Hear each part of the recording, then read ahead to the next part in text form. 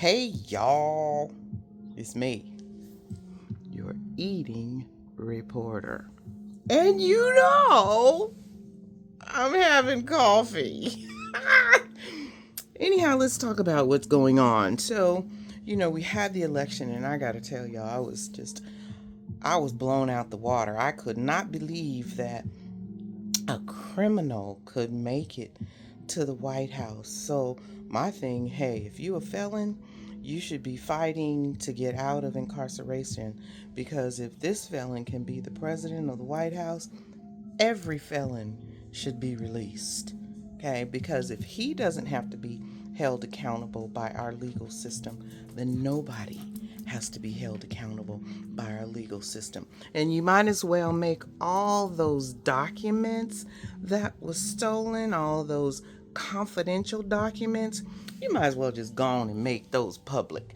Because guess what? We're going to be able to see him selling our secrets to other companies, because you dum-dums voted this guy in. So this is what I want to talk about today. Two things. The first one, Angel Rodriguez. So he's crying because he voted for Trump, and he lives on a street where his neighbor also voted for Trump.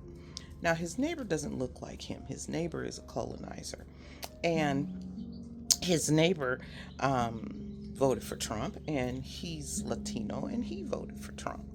So his neighbor says now, with his gun in his hand, that his children cannot play with his children. The neighbor. Okay. Now this Latino, Angel Rodriguez, and if you're looking for him, his thing, he is crying on TikTok about how his neighbor pulled out his gun and said his kids couldn't come over and play with him. Why are you so surprised? What are all the tears about? Okay.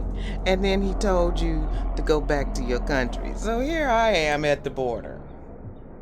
Y'all voted for him. Deuces. Hey, have a good life. Okay? Because y'all gonna get deported. And do you think that they're going to look to see if you're a U.S. citizen? I hope. But I don't think so. I think that if you're Latino and you get caught up in a sweep, you're going to have to prove after you've been deported that you belong in this country. Meanwhile, you could lose your job, you could lose your house, depending on if you're a property owner and how long it takes you to get back in this country to prove that you are a U.S. citizen. But I have no sympathy for that, because 60% of Latino vote went to Trump. So you voted against yourself. Dumb.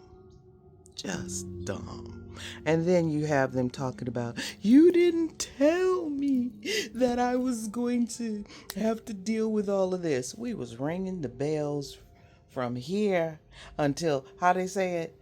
We till the cows come home. Okay? We was ringing them bells. But guess what? Deuces. Adios. See you later. Okay? That's all I can say to you, because that's who you voted for. Now let's move on to the second issue. Sisters, don't you put that blue bracelet on. Okay? We already got enough to deal with called dark skin.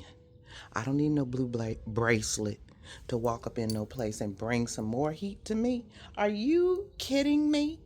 I already got to deal with y'all. And then you want me to put on a blue bracelet? Why? So people can pick us out that we were the ones who voted for Kamala and then we end up getting hurt? No thanks. I understand your suggestion. I know in my brain that all colonizers don't want people to be oppressed. I know that. But I'm not going to put myself out double. I got a blue bracelet on and I got dark skin. Girl, bye. I ain't going through all that.